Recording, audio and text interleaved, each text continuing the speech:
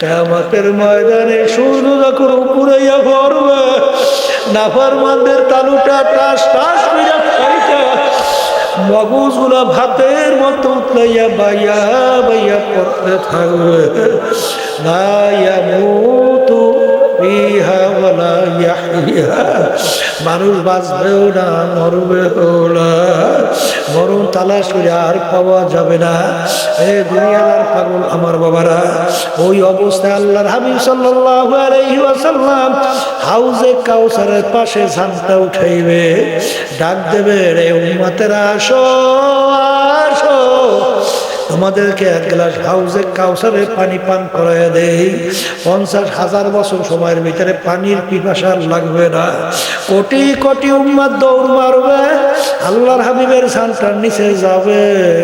পথের মধ্যে কিছু উম্মতকে ফেরেশতারা টাইনা ধইরা রাইখা দেবে, তারা গলা ফাটা চিৎকার মারবে, ইয়া রাসূলুল্লাহ, ইয়া হাবিবাল্লাহ, আপনি আমাদেরকে আসতে বলছেন, ফেরেশতারা আমাদেরকে আসতে দেয় না।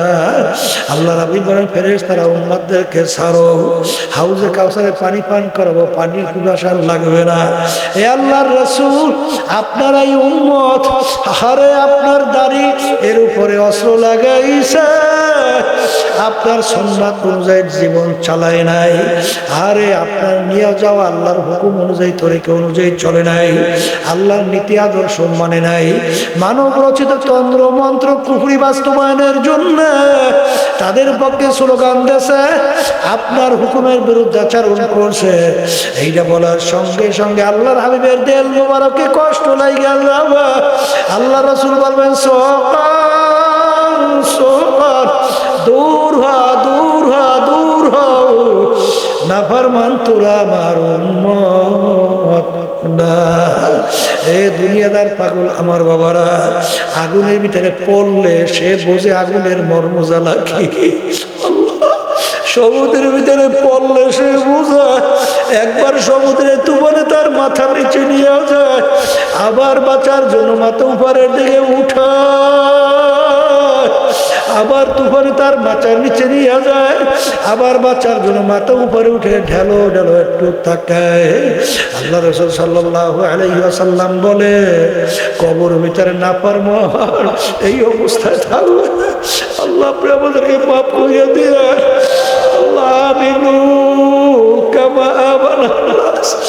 সাহাবায়ে কেরাম যেভাবে ঈমান আনছিল সেইভাবে তোমরা ঈমান আনো। বাজার দিন যায় রাত্র যায়, গুনার পর গুনাহ কইরাই যাইতেছি। বাজার কে আর কার কখন কোন সময় ডাক আসবে এটা কিন্তু তোমারও জানা নাই, আমারও কিন্তু জানা নাই। বাজার জাহান্নামের ভিতরে জ্বলবে, ওই কোরআনুল কারীমের ভিতরে আল্লাহ রাব্বুল আলামিন বলছে, শুনাইয়া রাইখা যায়, আল্লাহ কুল্লামা নাদিজাত জুলুদুহুম বাদদালনাহুম জুলুদান গায়রাহা। জাহান্নামের আগুনে জ্বলতে জ্বলতে ওদের শরীরের চামড়াটা শরীর থেকে পৃথক হইয়া শরীরের চামড়া জমিনের ভিতরে ধারাস কইরা পইরা যাবে। আপনি আমাকে আমাদের সবাইকে মাফ করে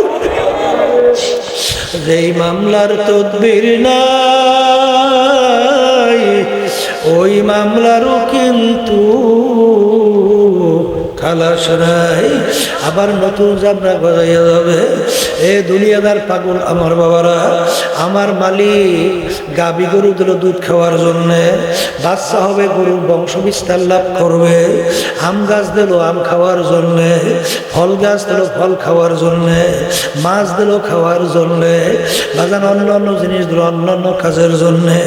আমার মালিক গাছের ভিতরে তুলাগুলো কেন দিল? তুলা তো কোনো মানুষকেও খাইতে দেয় নাই, কোনো পশুকেও খাইতে দেয় নাই। আমার মালিক তোমাকে আমাকে ওয়ালাকাদ কাররামনা বানি আদম, সমস্ত মাখলুকাতের ভিতরে সম্মানিত করে সৃষ্টি করলেন। আমার মালিক বলে, তোরা বড় আমার আউশের বন্ধু, তোরা আশরাফুল মাখলুকাত মানুষ, তোরা যখন ঘুমাইয়া থাকবে তোদের মাথারা যদি ভাইঙ্গা জমিনে পইরা থাকে, আমার কুদরতি কলিজায় সহ্য হয় না। এই জন্য আমি গাছের ভিতরে তুলা দিলাম, তুলাগুলা পাইরা বালিশ বানাবে, তুলা দিয়া ল্যাপ তৈরি করবে, তোষক তৈরি করবে, বালিশ মাথার নিচে দিয়া তোষক লাইসা ল্যাপ মুড়া দিয়া ঘুমাবে।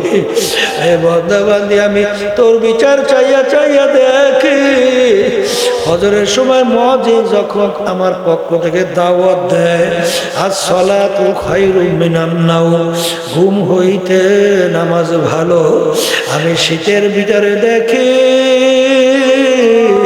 তুই ল্যাপ কম্বলটা মুড়া দিয়া টান টান হইয়া ঘুমাও।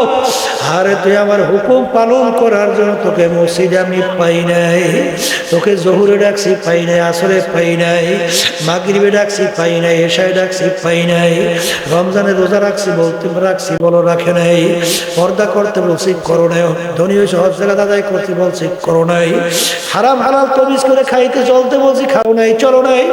এক কথায় তোকে আমার